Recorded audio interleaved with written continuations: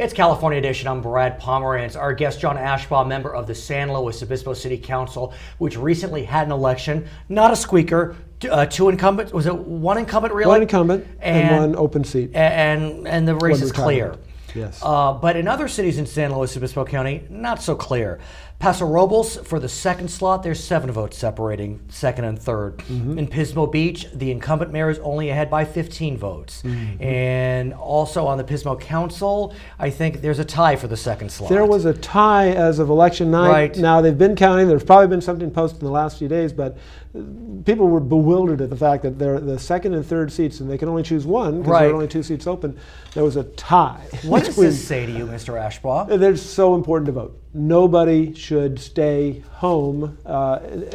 Ideally, get your ballot ahead of time, vote by mail. It's so easy. And think about the controller's race in June. As you may remember, Betty Yee and John Perez were battling for that second slot. That's right. And wound up Betty Yee was victorious by 1/100th of a percent. That's right. Under 500 votes in a state our size. Exactly. And what it shows, too, is the very low voter turnout. We had about 43%, I believe, statewide.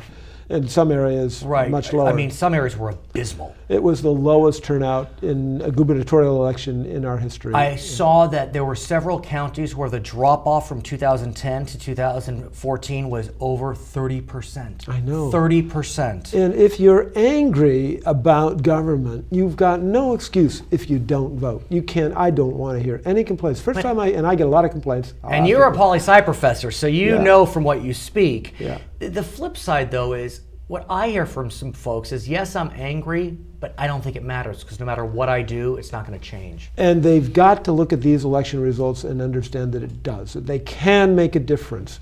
Money often does, as we've seen, flood into a campaign, and it may change a few things, but if you feel strongly about an issue, then you need to get to the polls. And you've got to immunize yourself against those negative ads.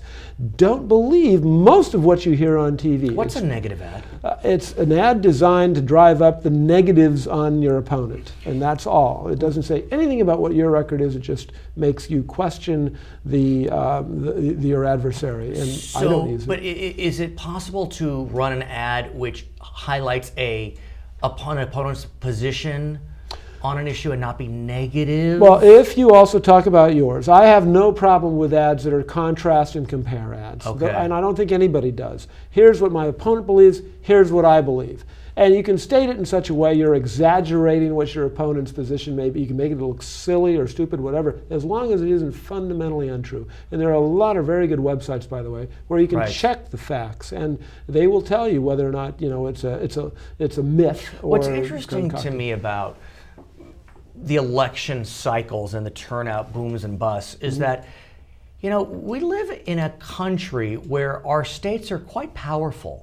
Yeah. And, in California, we're a nation state essentially. And so really we're more impacted by what happens in Sacramento than what happens in Washington, D.C. And your daily life is more impacted by what happens in your city hall or your board of supervisors. And so we're so caught up in presidential elections. I don't know why we don't recognize the power of our state capital. You got to go down ballot, and you've got to understand for over 200, almost 50 years now, we have been designing this system to represent the voice of the people, and it is there for you to. You don't use your voice, your vote. You don't have your voice. It's like you're dumb. And you're deaf. Okay. His name is John Ashbaugh. He is a member of the City Council in beautiful San Luis Obispo. My name is Brad Pomerance, and this is California Edition.